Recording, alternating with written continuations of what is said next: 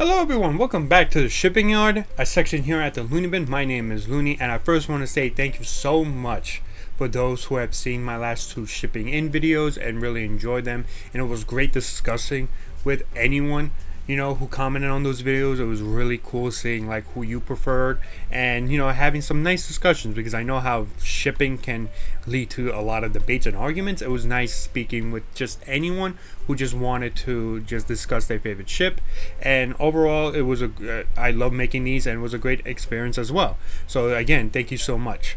Really, I really do appreciate it. Now, for this shipping in video, we're not going to go into a shipping community in a video game.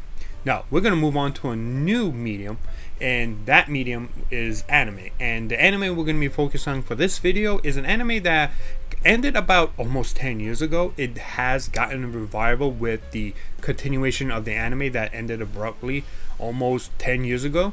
And it really was one of the more influential mangas of the mid-2000s, because it was a manga that was part of the big three, with Naruto and One Piece. And the manga slash anime that we are going to be talking about its shipping community for this video is Bleach. Now, Bleach, as I said, was a big manga that ran with Naruto and One Piece, and as part of the big three. The big three, if you're not aware of, are the three mangas that were serialized at the same time and created a huge influence in the anime manga community, specifically outside of Japan. While Dragon Ball Z introduced anime to the people, to the fans outside of Japan, the big three really rose it to new heights. To the point that if you are an anime fan, you know about Naruto, you know about Bleach, you know about One Piece. Whether or not you enjoy them, whether or not you follow them or watch them, that is dependent on like what you prefer in your stories, in your anime. But Bleach was one of the big three of that time period. And as similar to one of the big three, the shipping community in Bleach was pretty big as well. And for the most part, there was a shipping war in Bleach that really got a lot of people going to arguments, fighting with each other, calling each other's names, trying to outdo one another, right? And the shipping community got so aggressive to the point it affected other parts of the community, to the point where a lot of people were not too happy with the shipping community because of how it was making the Bleach community feel, And well, that's usually what happens whenever there's a shipping war in any sort of story or fandom. It usually leaks out to the rest of the community and to the product as a whole, and Bleach was no exception to this. Now, my personal experience, as I like to do, because I want you to at least understand my preferences, so that you can then view the rest of the video whether or not you believe I have a bias or not. And I try very hard to be neutral in most of my videos like this, because I feel that is at least what I can do. But giving you and telling you what I preferred at least makes it showcase my honesty in how I view the shipping community and my analysis on shipping in Bleach, right? So I do this before I go into it. So in order to get you to understand the shipping preference for me in Bleach, I preferred Ichigo Orihime. And the reason why I preferred Ichigo Orihime is because I felt their relationship was more romantic in nature, and the way Tite Kubo, the author of Bleach, wrote it, right? And to me, Ichigo Rukia felt more like best friends, best pals type of dynamic, right? Where Ichigo Orihime felt a little bit more romantic. Now, part of that is because of Orihime's crush, and eventually she falls in love with Ichigo, but also the way Ichigo, talked and interacted with Orihime, where he was a lot more gentle, like very similar to how he was gentle with his twin sisters, Kat and Yuzu. Compared to Ichigo Rukia, like I said, I felt like they were best pals. They both had rescue arcs, and Ichigo's rescue arc with Orihime felt a lot more romantic in context. With Rukia, sure, if you interpret it as romantic, that's perfectly fine, because that's your interpretation. For me, the way I interpreted that rescue arc was more like someone who became a big part of Ichigo's life, especially now that he has Soul Reaper powers. He wanted to save, the person who gave him these powers, the powers to be able to help anyone, right? And he went out, saved, and then he does something that I found funny at the time, but also at the same time, not really how I see romantic relationship wise, where he throws Rukia after saving her to Renji, I believe it was, and it was just like, oh, what? You couldn't get like one like really good moment, like nice moment romantically, right? It just seemed a little off, Now, granted, people will probably think differently if you're Ichigo Rukia shipper, then that's perfectly fine. You have every right to feel that way. But yeah, to me, it just came off more that Ichigo Orihime were more romantically written than Ichigo Rukia. So again, that is my interpretation. Now, before I go into the more try to go into a more neutral analysis of the shipping community in Bleach, I just want to say, again, if you feel like I'm going to be biased, I fully understand why you would think that, because I just gave you my preferences. So if you do not want to, listen to the rest of this video, I perfectly understand. But at least give me the opportunity to explain certain reasonings I have, and just listen in on the general analysis and what the shipping community was like in Bleach during its run. At least just listen, just a little bit. If you still don't like it, that's perfectly fine. I fully understand that, right? But I really wanted to give you at least my honest opinion about what ship I like and why I ship them, so that you could just get, a little bit of a understanding of like the rest of this video. So again, I apologize again if you feel like I'm going to be biased, but I'm going to try very hard to be as neutral as possible. So let's move on to my analysis. The shipping community in Bleach was pretty big, right? It had several different ships that a lot of people preferred. A lot of yaoi ships, a lot of yuri ships, and a lot of hetero ships. But the one thing about the shipping community in Bleach is that there were two at the top that really showcased what the shipping community in Bleach were. And those two ships were Ichigo Rukia and Ichigo Orihime. Both of these ships were at the top of like what people preferred in the community. They clashed a lot. Why? Because they're both ships that had to do with the main character, and usually with the main character, the ships for the main character is the one that a lot of people ship certain characters with. It's like a common thing that happens in any sort of fandom, regardless of what it is, right? And these two ships clashed constantly. There were a lot of arguments, debates, people fighting with each other, explaining why their ship works while their ship works, or all this type of stuff you usually see in a shipping war. It wasn't always like this, right, in the very beginning, but as more people got into Bleach, it became a lot more volatile in that regard. But that's what the shipping community was. It was those two at the top, and then all the other ships right below it, right?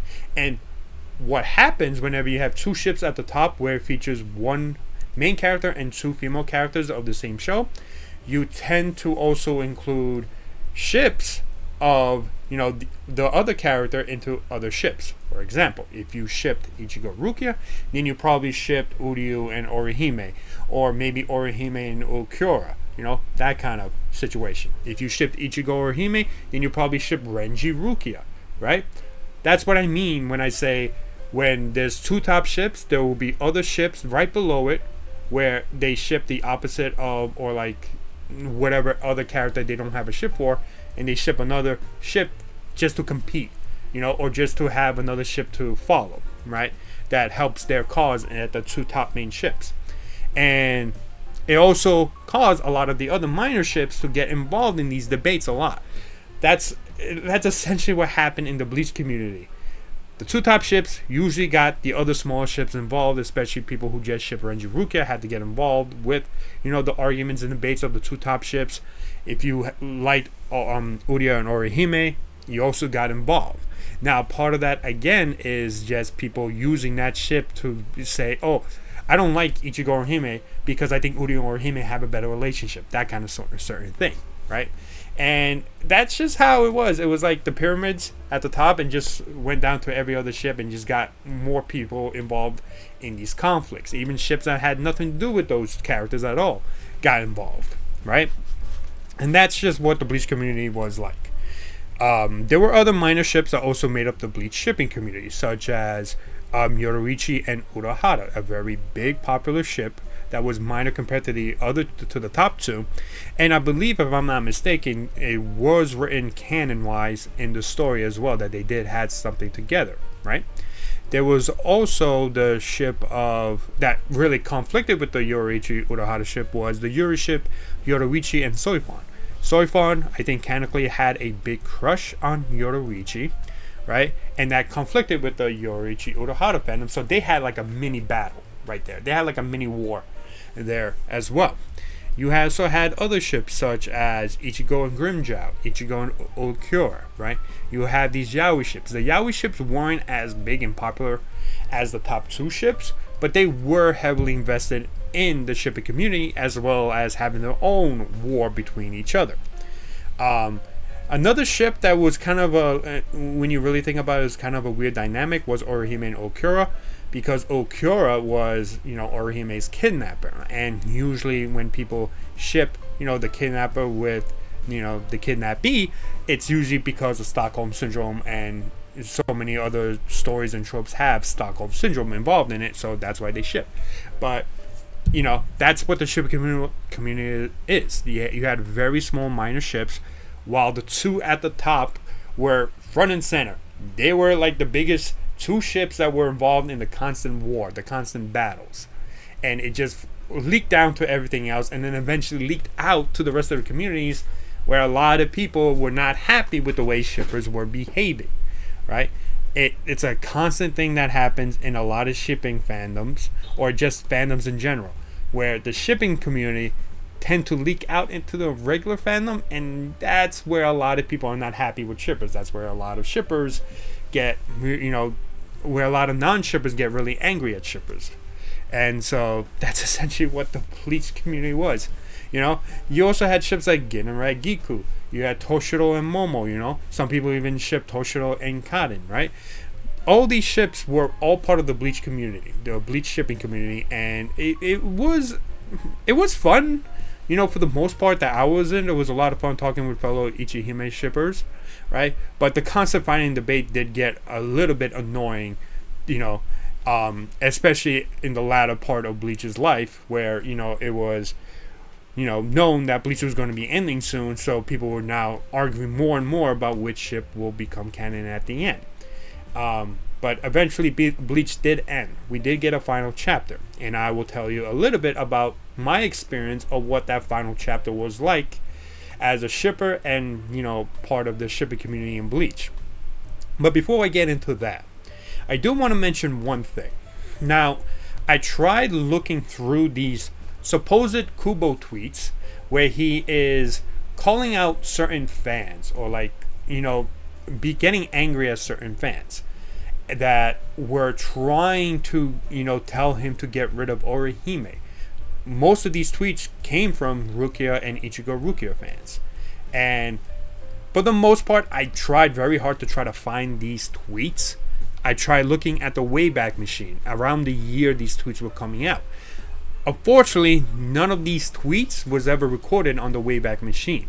There were tweets that were recorded that Kubo did do on the Wayback Machine, but it had nothing to do with shipping, right? But it did confirm that this was Kubo's handle on Twitter before it became X.com, back in the mid 2000s, or maybe even the late 2000s and into the mid 2010s.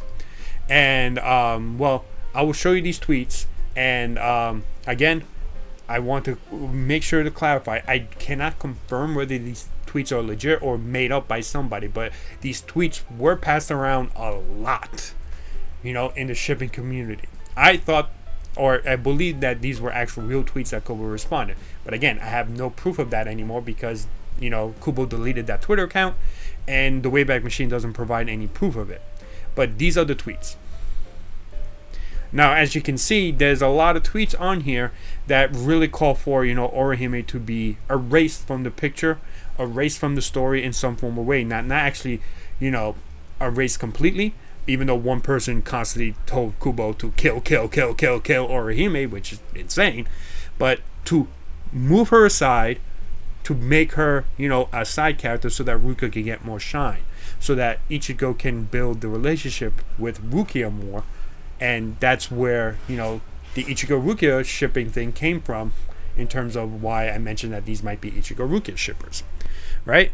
And I do not condone any of this type of stuff. You shouldn't, as a shipper, ever send messages like this to the author, right? If these messages were true, do not ever do this, no matter what shipping fandom you're a part of. Do not send anything like this to anybody, whether it be the author, whether it be a fan. Just don't do it. It's really barbaric, and it's something that we should be better at not doing. We should be better people and not allow these shipping wars to consumers like this if these tweets were legit. Like I said, I cannot confirm because I tried looking whether or not these tweets existed, but these are the only images I have in regards to these tweets. But I wanted to at least mention it because this was a big part of the shipping community that was kind of like news to a lot of people, and it was only fair to at least mention it, that stuff like this did happen in the Bleach community. Now, none of this paints Ichigo-Rukia shippers as any of this, right? These are only a few bad apples. Just because there are a few bad apples doesn't mean the entire tree is rotten. I've met several Ichigo-Rukia shippers who are really good individuals. They had fun shipping. I had fun discussing with them. Even if we had disagreements with the ship, at least it was fun discussing things with them. It was fun. We didn't get into heated debates as often. We did get into some, but we didn't, it didn't make us hate each other or anything like that. But certain stuff like this can happen, and it can happen in any fandom. I'm not saying this only happens in the Bleach fandom, because it happens in a lot of other fandoms. But do not do this type of stuff. And for a video that really focuses on like the shipping community in general, this apparently did happen, according to what everyone keeps saying about these tweets, that they were actual legit tweets. And some people even are rumored to say that these are the tweets, that these are the messages that Kubo responded, with stuff like, well, maybe, if you don't like what I'm writing, maybe you should write your own thing, that kind of stuff. And that caused him to delete his Twitter account. However, there's other rumors that suggested something else happened in regards to it. And for the most part, like I said, I cannot tell you if these are legit. The other thing I should mention is that apparently, and this comes from just interacting with fans, that a lot of the Ichigo-Rukia scenes that were in the anime were rumored to be because of the director of the anime. I don't remember his formal name, but I don't remember his family name, Abe, where he really loved Ichigo-Rukia and tried to push it hard in the anime, to the point that Kubo was not necessarily pleased with the direction it was going. Like I said, this is just something I have heard. I don't know if this is true or not, but that's where a lot of like the arguments for Ichigo-Rukia, people who try to argue against it, come from. In terms of like arguments for Ichigo Orihime, it came from just people not wanting Ichigo to be with Orihime because she has the usual her body type and stuff like that, which to me is always such a lackluster reason for anything at all. Just because a character has a well-endowed body doesn't mean that they should be treated as some sort of thing that only guys should be interested in. That the guys are only interested, or anyone interested in Ichigo or him, is because they want Ichigo to be with a well-endowed person, even though she's like 17 in the story. It just comes off really weird that would be a reason why people do not like Ichigo Orihime. There were also some arguments in regards to like people saying that Orihime was useless and that Ichigo shouldn't be with a useless character like Orihime, despite the fact she has like one of the more rare and powerful healing abilities, where she could legit regrow an arm back by resetting it back in time. And a lot of that comes from those type of arguments towards why Ichigo Orihime didn't work. people believe or interpret Ichigo as someone who wouldn't like a weak and useless girl like Orihime. There's also the whole thing with the Kurosaki-kun, and people clowning her on it as part of like reasons why Ichigo Orihime wouldn't work. So there were a lot of those type of arguments against Ichigo Orihime. I might have missed a few other ones, but that's usually where I've heard certain things, in regards to it. So, and other people just there's a lot of people who see female characters like that in like anime and just think or have these thoughts, and frankly it annoys me a lot. But that's mostly what the arguments were against like Orihime and Ichigo. But overall, the shipping community in Bleach was like this, and it is a shame that some or a lot of shipping communities tend to boil down to this type of constant debate and argument. It's just the culture of shipping in general. It sucks. It's a shame, but it does happen. Now, like I mentioned before, Bleach did end. We did get a final chapter. We did get confirmation of pairings in the final chapter. Now, if you are a anime only watcher, I don't recommend watching the rest of this because I will be spoiling who Ichigo ends up with and any other ship that becomes canon. So, again, want to let you know, this is a spoiler warning. So, which ship became canon in Bleach in the final chapter? Well, the ship that became canon in the final chapter with Ichigo was Ichigo Orihime. They became married, they had a child, and the other ship that became canon was Renji Rukia, who also got married and then had a kid as well, a daughter. So these were the ships that Kubo decided to go with for the final chapter, and the reaction to this when the final chapter dropped, well, you probably guessed it wasn't all pretty. At the time, I was much younger, and I thought that it was pretty funny to see, Ichigo Rukia shippers having this meltdown. Part of that was that I was really young, immature, and wanted to be petty in those regards. Nowadays, I'm not as petty anymore. I don't really get the joy of seeing other people's ships lose, because I have lost several ships, and losing several ships, in terms of being canon and in shipping wars, it really takes a lot out of you and makes you realize, oh, maybe I shouldn't be upset about, a ship not being canon, because I had fun. I had fun shipping them. I really did. And just because, they didn't become canon, you could still ship it. You could still draw fan art, fan fiction, write fan fiction. You could do all of this stuff, right? But until you learn that the ship being canon means that you cannot claim that the ship isn't, or like your ship is canon, that's the line that you have to realize that you cannot go beyond.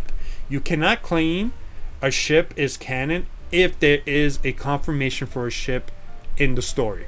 Some people do this, and that causes a lot of people to be mocked or laughed at. You get angry because people are laughing at you for saying certain things like that, right? But you have to understand the reason why is because the story doesn't go with what you're saying. So you have to be very careful in crossing that line. It's okay to accept if your ship didn't become canon. That doesn't mean you still cannot ship them. You can. And I think a lot of people should understand that, and that's something I really want to convey to people by making these videos, that you could still ship these, characters together, right? But you have to realize that just because you can still ship them doesn't mean that you have to absolutely remove the fact that they're canon in the main story. I get it. Wanting your ship to become canon is a huge win for any shipper, right? But it's not the end, because you can do whatever you want as a fan still, right? Just don't go out and claim that your ship, the ship that lost, is more canon than the other ship, or try to slander, the character of the other ship in any sort of way, because then you get mocked and laughed at. Just be very careful of that. Now, I mentioned the response for, the confirmation of ships and how it was not well received. Well, the reason why is because during that time, there were a lot of people who really, really wanted Ichigo Rukia to become canon. And they invested a lot, in that ship, in that relationship, to the point where, when the final chapter came out and they lost, they protested. And the way they protested was by burning their own Bleach merchandise that they paid their hard-earned money for, right? This is something that a lot of people do. People do it in basketball when, you know, a star player leaves their team for, you know, for another team who, you know, outbid them for, you know, with more money. You know, that happens. It happens. Do I disagree with it? Yes. I don't think you should burn, you know, merchandise and protest because you already gave money to the author. But you could, but it is your money, it is your merchandise. You can do whatever you want with your merchandise that you paid for, right? You definitely could. But protesting it and, you know, doing everything you possibly can to be upset over it, I feel it just makes you come off a little salty. It makes you come off a little bad. And I understand you're passionate about your ship and you wanted your ship to become canon, right? But the overall approach, the overall look it gives to other people doesn't come off well. And that's what happened with some Ichigo Rukia shippers. I'm sure there's videos still out there about them burning Bleach merchandise, like burning Bleach volumes. And it happened during that final chapter. I saw these videos. And it's just, I understand, it hurts. It really does hurt. If if a ship of mine, you know, didn't become canon and I had merchandise, like for example, if Luffy Nami doesn't become canon in One Piece, I'm not gonna burn my merch. I'm not gonna be upset over it. You know, maybe 10 years ago I probably would. I don't know. I was a little more immature, right? But I won't do it because I paid a lot of money for this, and I love my merch. I love my One Piece merch. You know, so again, if you could protest any way you want, you could disagree with the choice, right? But again, the way Kubo responded when, you know, people told him to kill Orihime, you cannot dictate what Kubo wanted in the end. You could critique, you know, maybe like you don't think the relationship was good, you know, or maybe his writing wasn't good to give you the reason why, you know, Ichigo Orihime should have been the ship. But at the same time, you can't dictate what he should do or what he should have done. You know, I mean, that's just my opinion. I don't know if people would disagree with me, but like, you can't dictate what an author does at the end, because at the end it's what he decides to do, or she decides to do, or they decide to do, you know. So, but overall, that is the shipping community in Bleach. And the shipping community has kind of gotten back to the fold a little bit because of the Bleach revival, and I'm sure they'll eventually get to the final chapter and animate that. So we'll see how, you know, the Bleach community responds to it again, you know. But overall, that is the shipping community in Bleach. If you think I'm, you know, left out anything, or if you think I missed anything, you know, in terms of the Bleach shipping community, let me know in the comments below. Let me know who you liked, and, you know, shipping wise in Bleach. I would love to talk to you about it. You know, let's keep it civil as possible. And again, I'm not here to tell you why you're wrong in what you ship. I'm just giving you my overall analysis of the community in general, you know. And yeah, thank you so much. Like this video, subscribe to the channel if you want to see more of my shipping videos, and thank you so much for just spending the time of your day to just watch me rant and talk, you know, about this sort of stuff. So thank you again, and I'll see you guys next time.